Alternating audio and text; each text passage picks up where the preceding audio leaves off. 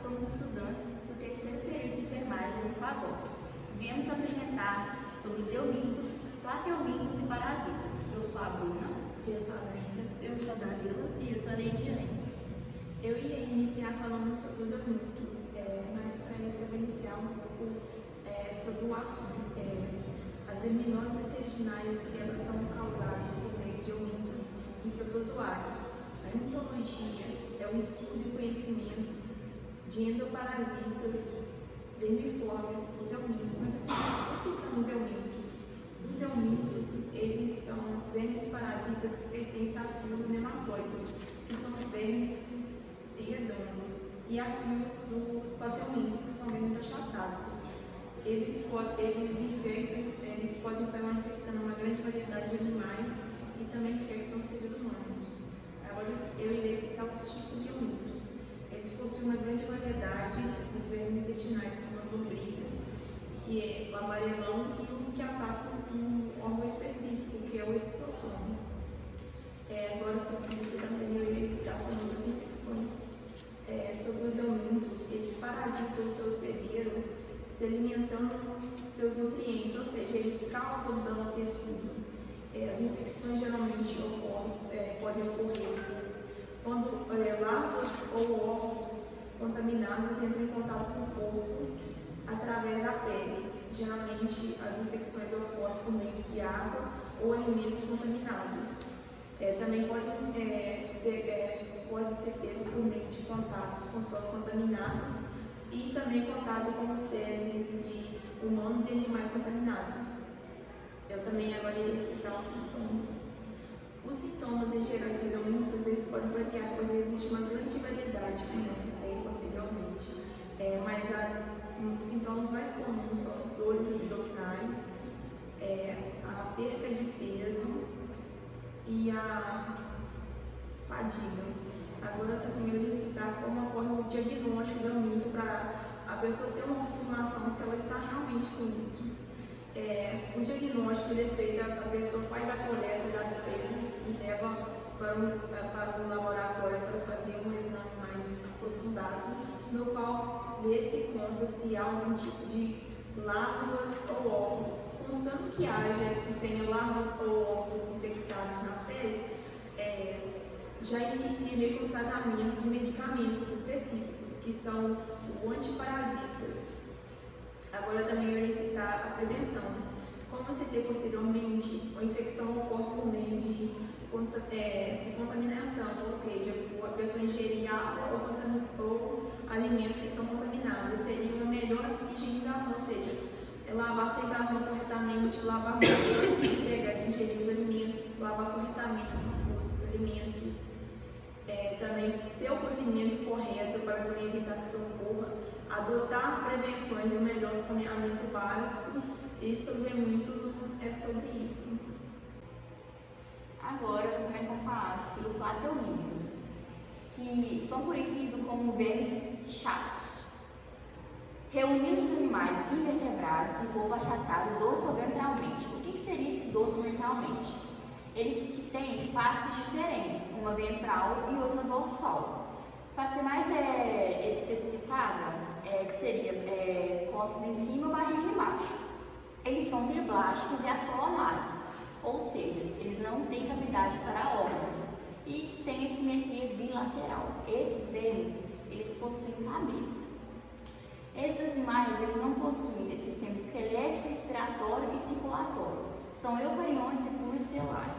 O sistema digestório é incompleto, faltando ânus e tendo boca, ou ausente, tendo bocas nem ânus.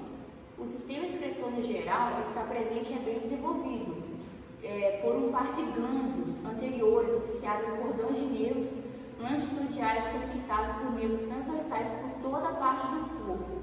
Esses glândulos são localizados na cabeça dos vermes. E os órgãos sensoriais, como os ocelos, podem estar presentes ou não. Eu vou falar que esse filo ele compreende a três classes, que são as tubelares, trematoda e cestoda. Começando pelas tubelares, que são são vermes de formas livres. As planárias, elas não são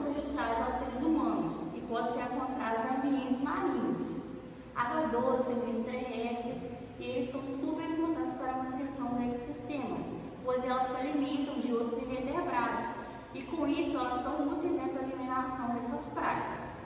As planárias são principalmente carnívoras, alimentando-se de nematóides e artrópodes, entre outros tipos de presas.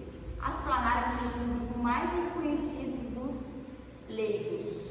Possuem cílios na parte ventral do corpo, utilizando para natação na água ou locomoção no solo, deslocando-se por um batimento coordenado deles sobre o rastro do núcleo, produzindo glândulas acessíveis. O corpo é alongado e bem achatado, podendo se definir numa região anterior, frequentemente triangular e com ocelos. O tubo digestivo inclui boca ventral, em geral situado ao próximo meio do corpo, associado à faringe tubular bastante desenvolvido e que continua no intestino caracterizado por muitas ramificações.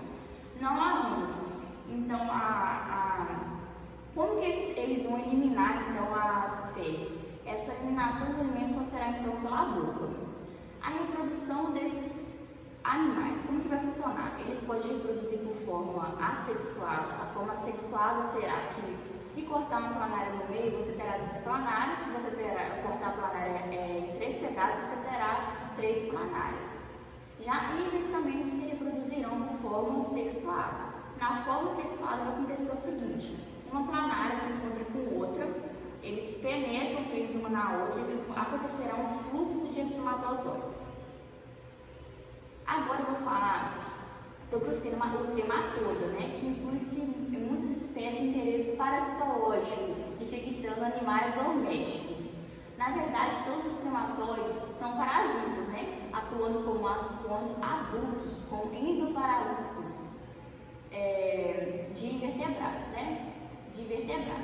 De um modo geral, o trematoda apresenta um corpo avolado ou alongado, sempre achatado, variando-se entre organismos muito pequenos, até algumas espécies maiores medindo alguns centímetros. Uma característica definidora dessa classe é encontrar em todas as espécies a presença de 2 ventosas, uma ventral e outra próxima à extremidade oral.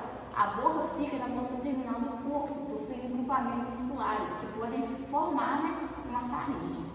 Esta liga ao meio externo ou os 2 septos, que são estruturas terminais que ocupam quase toda a extensão corporal, devido à ausência de ânus. As excreções são expelidas pela boca. Seus tegumento é essencial para as trocas gasosas e protenefrídeos, formam um sistema excretor simples e responsável pela regulação do organismo. Os trematodes são hermafroditas, possuindo ambos os aparelhos reprodutivos. Então, neles vai ter ambos eles vão ser masculino e feminino. O que eu não disse sobre as planárias, que as planárias, elas são, como que eu posso falar? Elas vão ter a fêmea e o macho juntos. Agora, voltando aos trematodas, ainda assim, seus ciclos de vida, eles realizam reprodução sexuada e assexuada. Em seus hospedeiros invertebrados, quase sempre os moluscos. Os vermes trematodes realizam reprodução assexual, com algumas exceções. Atingindo seus hospedeiros definitivos, eles se utilizam de reprodução sexuada para os vermes de seus ovos, quando eles estão expelidos para o meio externo. Nas fezes dos hospedeiros liberam lados livres e nariz. Eles então irão infectar os moluscos, como os caracóis em muitos casos.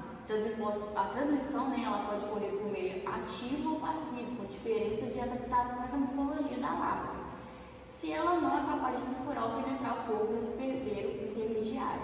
Nos moluscos, os trematoda formam esporósitos, que se alimentam por difusão de algumas espécies ou por faringe desenvolvida em outras.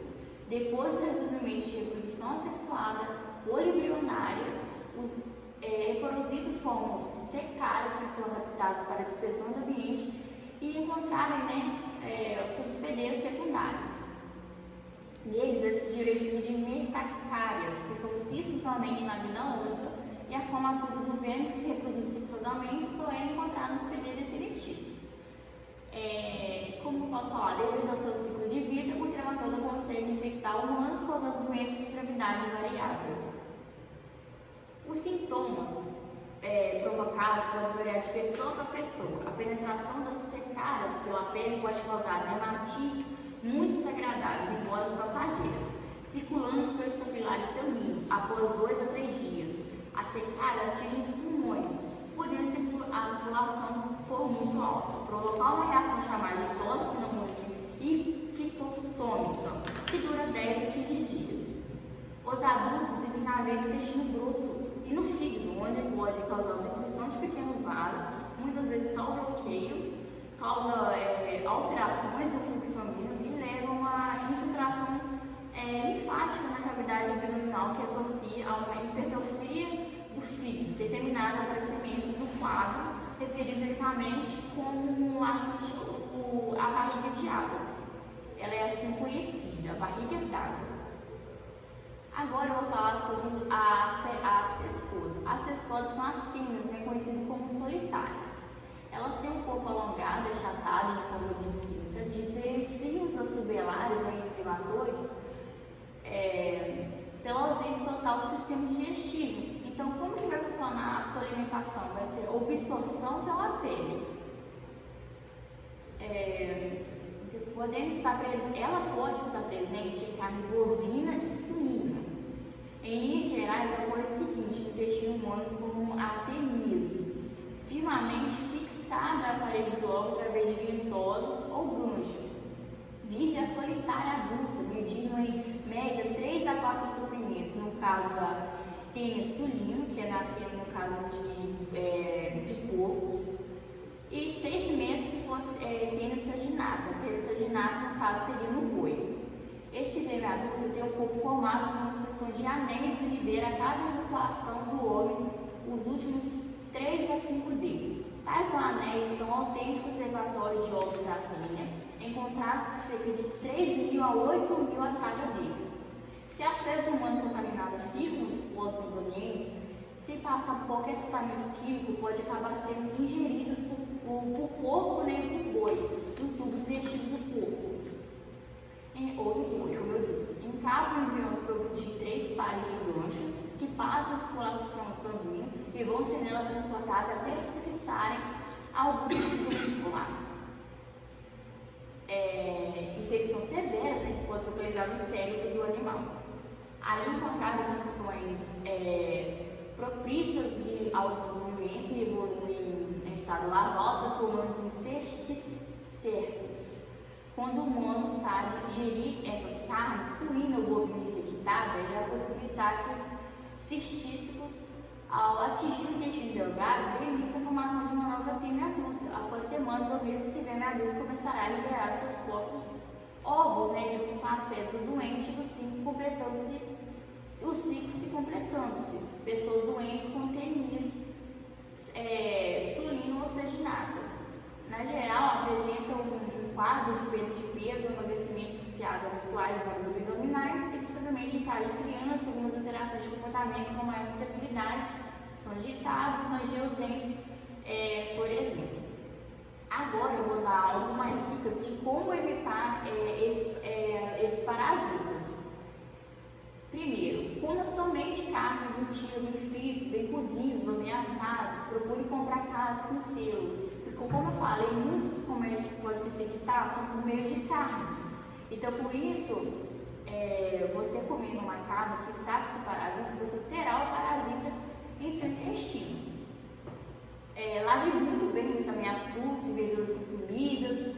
Tenha cuidado com a água de beber, pois podem manter ovos solitárias.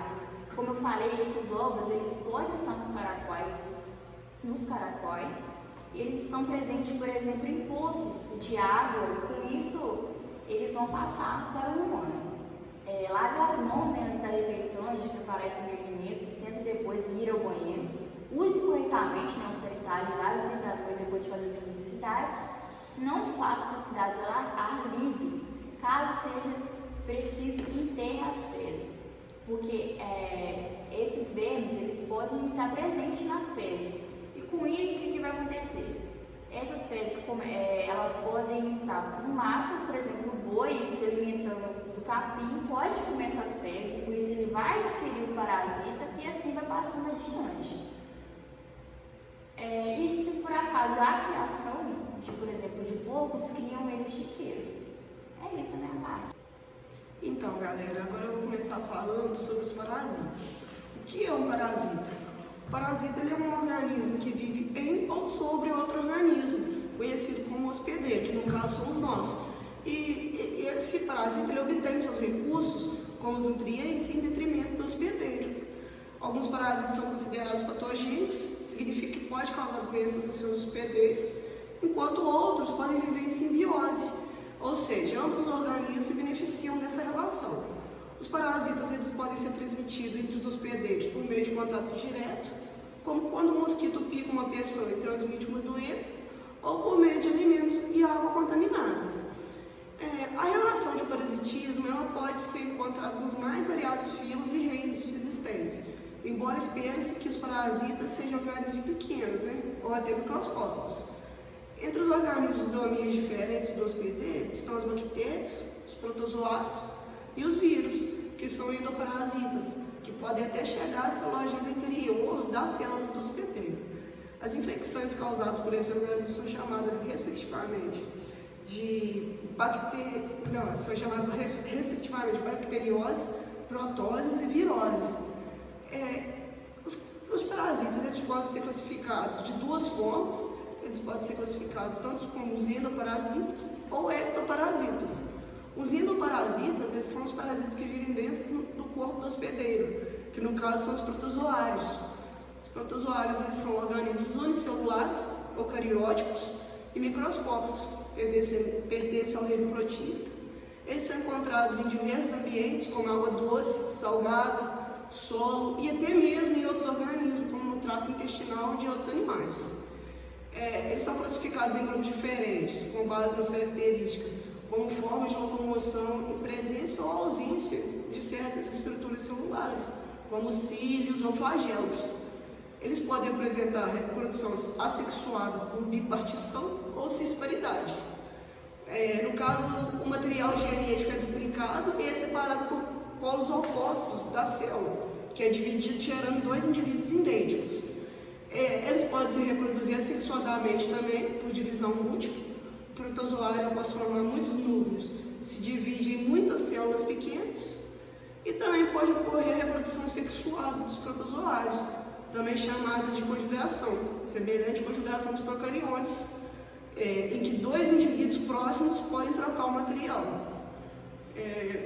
Como eu havia dito antes, as doenças causadas por protozoários são chamadas de protoses. Os protozoários, eles possuem vida livre, mas eles podem se alojar no corpo de hospedeiro, agindo como parasita.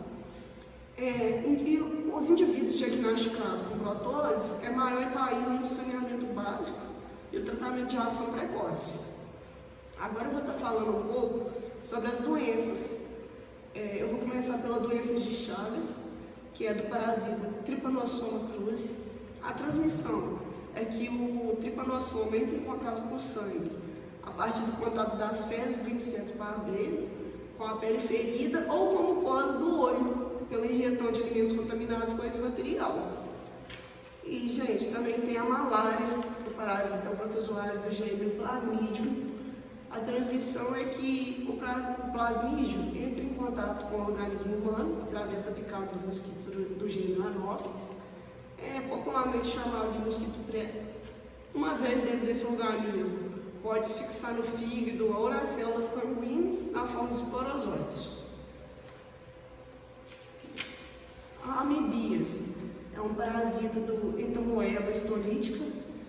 A transmissão é pela contaminação fecal da água de consumo humano e alimentos concisos na ameba. Ainda que seja rara a doença, pode ser transmitida pelo contato sexual sem proteção devida também. A leishmaniose é um parasita protozoário do gênero Leishmania.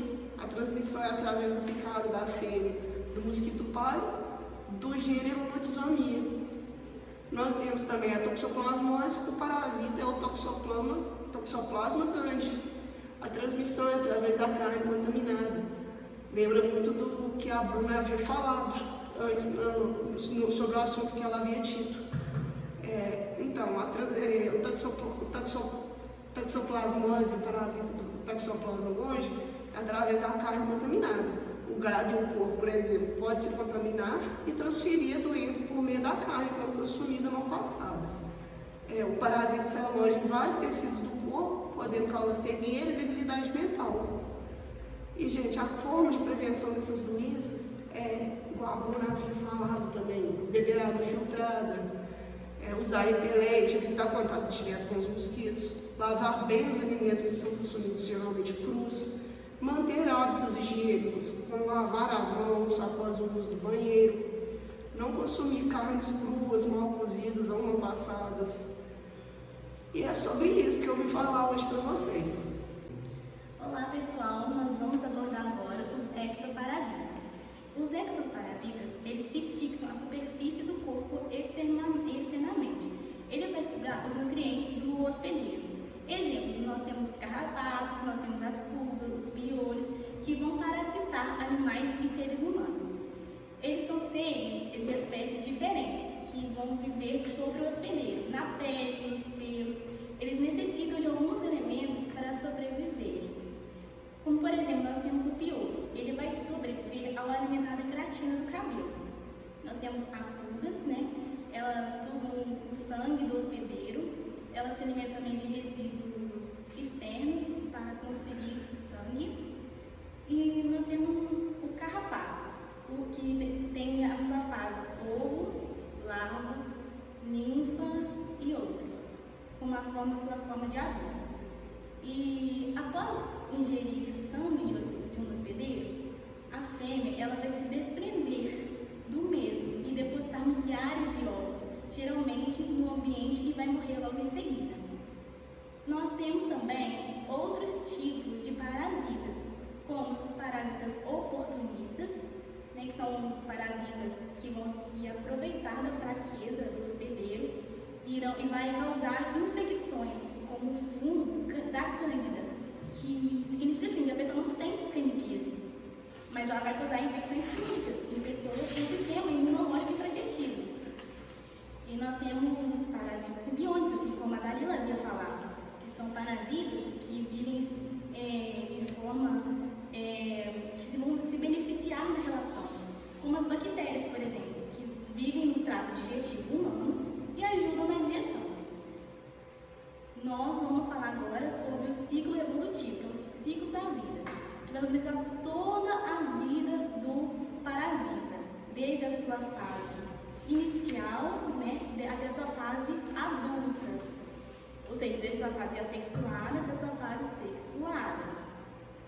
Nós também temos 2 ciclos que falam sobre os hospedeiros, que está relacionado sobre ele, que é o ciclo monocênico, que possui um único hospedeiro, e tem o ciclo heterocênico, que possui mais de um hospedeiro.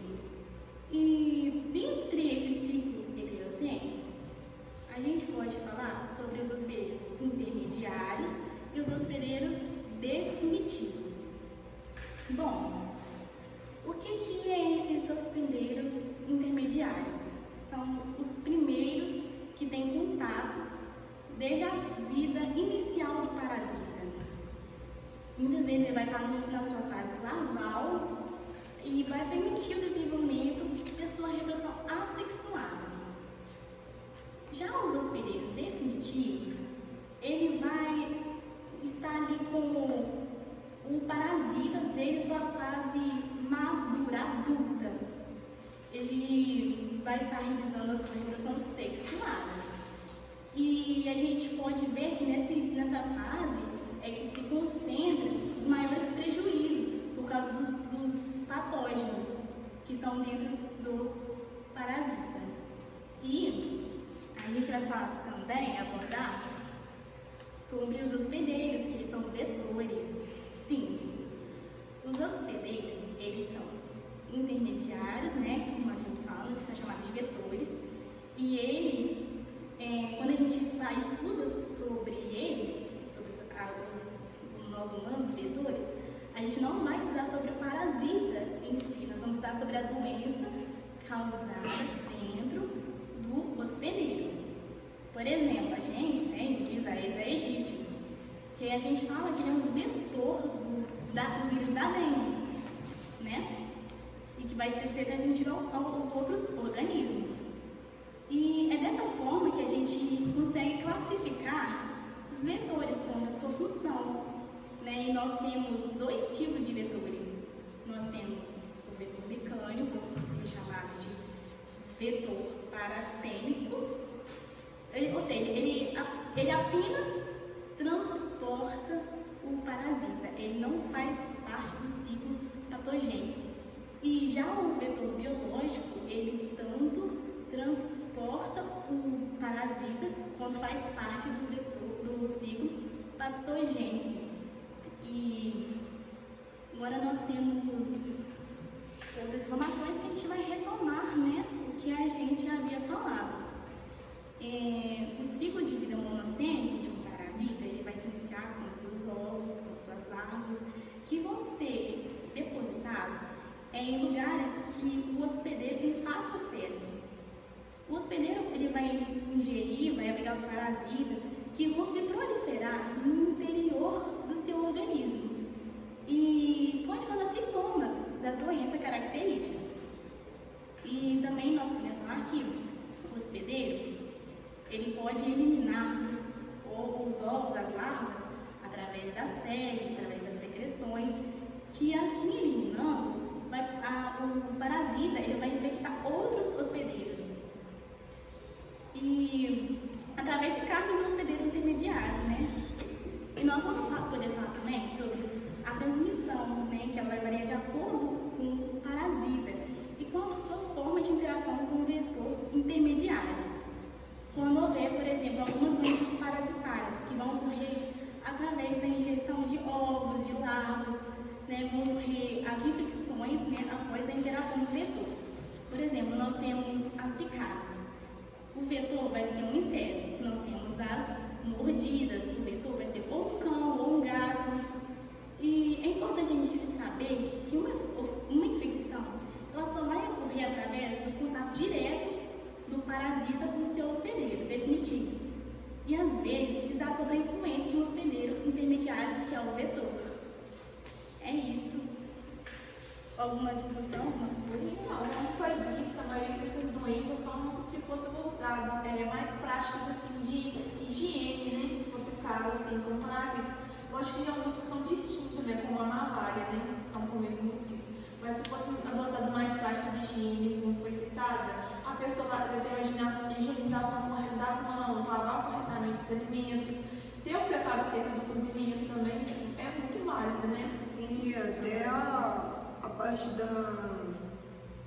também a gente do saneamento básico, a gente também tem que levar muito em conta. Sim, mas assim, lógico que tem todos os locais que é mais difícil encontrar isso, não tem o saneamento básico correto. Mas vale lembrar que tem toda adesão, um maior cuidado por conta disso.